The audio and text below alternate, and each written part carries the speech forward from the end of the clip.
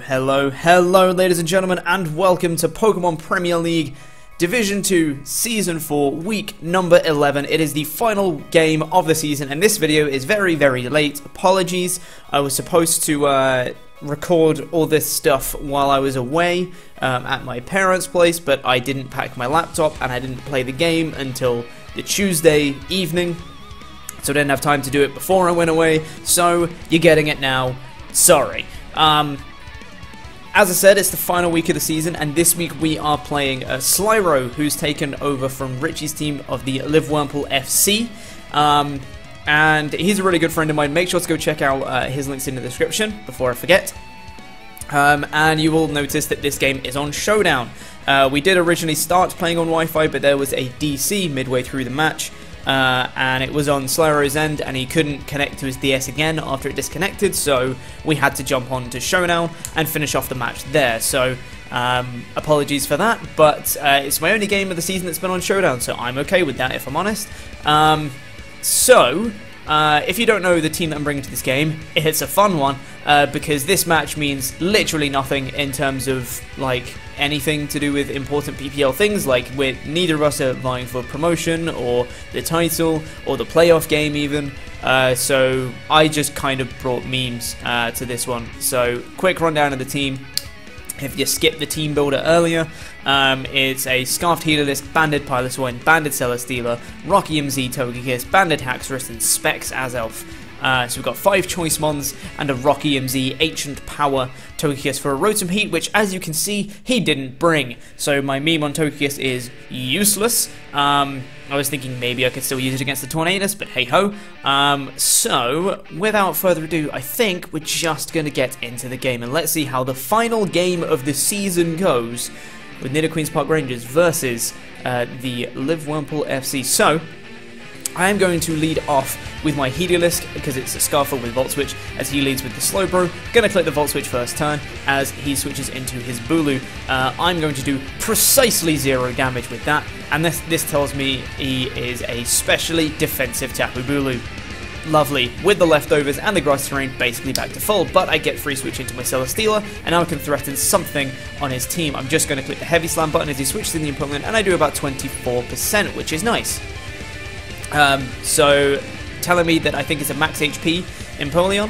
I'm going to go into my Heliolisk here as he goes for the Flash Cannon, and that does a lot of damage. That's because he's Modest Choice Specs Empoleon. Alright then, I'll bear that in mind. I'm going to go for the Volt Switch again, expecting him to switch as he does go into the Goodra. That does even less. Thinking it might be max HP Assault Vest or something like that.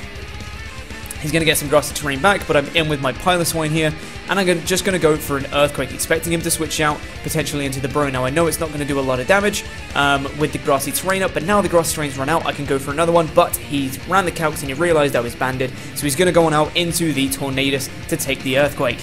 Now I'm expecting the U-turn, so I'm going to go on out into my Togekiss. As he does exactly that, clicks the U-turn button, and he's going to switch on out, and he's going to go back into his Empoleon. Now I'm just going to stay in and get some damage off, because the Togekiss isn't really doing anything this game, and the Specs Flash Cannon takes me out, but I get off a Shockwave, which was nice. So yeah, Togekiss wasn't doing much, just sacked it to get some damage off on the Empoleon, because the Empoleon is one of the main things stopping my Celesteela right now. So I'm just going to click the Volt Switch again after bringing the Heliolisk. He's going to go back into the Bulu. He's not going to take anything again, but again it gives me a free switch back into my Celesteela, which threatens his team massively. Now I'm going to click Seed Bomb on this turn because I'm in the grassy terrain. If he wants to switch into Slowbro to take a Heavy Slam, it's going to do a lot. If he wants to switch in the Empoleon, it's still going to do a lot. As you can see, 40% off that Seed Bomb. Now I'm expecting him. I'm scouting for a Sap Sipper Goodra. So I'm going to go on out into my Heliolisk, and I think he is Sap Sipper here, as he goes on out into his Goodra there. And I'm just going to click the Volt Switch again, and I really don't know what he wants to go for here, so I'm just going to go on out into my Celesteela, hoping I can threaten him with a Heavy Slam on the following turn, but he does reveal the Dragon Tail, and I'm going to get brought out into my Azelf now. I'm expecting him to not want to take a hit here, so I'm just going to click the U-turn as he switches out into the Empoleon, which is great because I get a bit more damage off that thing. It's nearly dead, and now I can bring in my Celesteela once again, and I can threaten something on his team. I'm going to click the Heavy Slam button once again. He stays in with Empoleon, and it's dead. We're back to 5-5, which is great. Going to get an attack boost, but now he brings in the Slowbro. I know I can't really do much, but I'm going to stay anyway. He outsped me. What is happening? That's a heavy surge here. Whoa, whoa, whoa. Let's pause it a second there, because what just happened? That is a choice Scarfed Slowbro that went for Scald, didn't burn me, did about 37%, and my +1 Heavy Slam got a crit and did 94% to a Slowbro. What? So that means he's completely uninvested in HP and defense. He is timid, Scarfed Slowbro. With Scored, so he outspeeds my Celesteela here, and that Heavy Slam nearly kills him from full. That is amazing. So shout out to Celesteela for not getting burned and for critting him. That's pretty cool. Go ahead, Celesteela, you're a beast.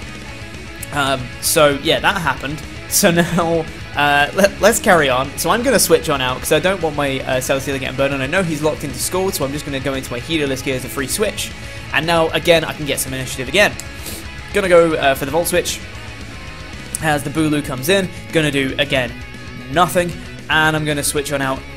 Guess who I'm gonna go into? Back into my Celesteela again, because why not?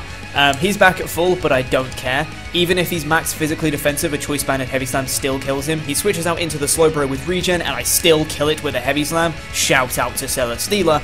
I'm going to get an attack raise. He's going to bring in the Mismagius, expecting the Mystical Fire. I know I can live it.